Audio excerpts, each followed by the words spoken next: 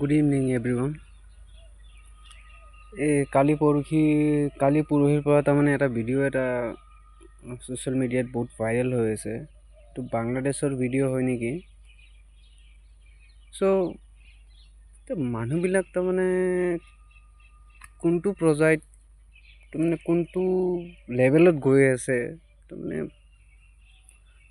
মানুহবিলাকৰ মেণ্টেলিটি কেনেকুৱা হৈ গৈছে তাৰমানে ধৰিব নোৱাৰি, বুজিব নোৱাৰি। এইটো ভিডিঅ'টো চাই পেলাই তাৰমানে এটা কথা, কিন্তু এই আপোনালোকক চবকে আৱেৰনেছ কৰি আছোঁ এই কথাটো যে কি এইবিলাক ভিডিঅ' চাই পেলাই এনেকুৱা পৰিস্থিতি যেন আমাৰ ইণ্ডিয়াত, আমাৰ অসমত, আমাৰ নৰ্থ ইষ্টত, আমাৰ ইয়াতে হ'ব নালাগে। চবকে এইখিনিয়ে মই অনুৰোধ কৰোঁ মোৰ ফালৰ পৰা যে কি কোনো যেন ধৰ্ম, জাতি এসব বাদ দি পেলাই মানৱতা যোনটো হয় ন,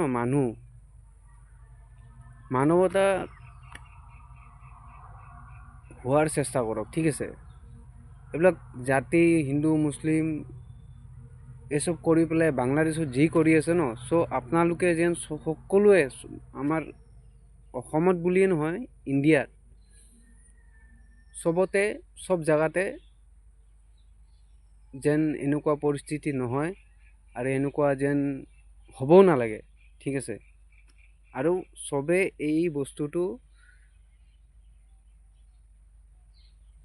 কৰি দেখাই দিয়ক মানুহে যে কি আমি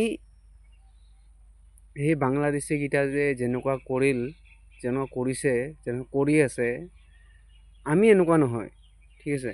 আমাৰ ইণ্ডিয়াত এনেকুৱা নহয়।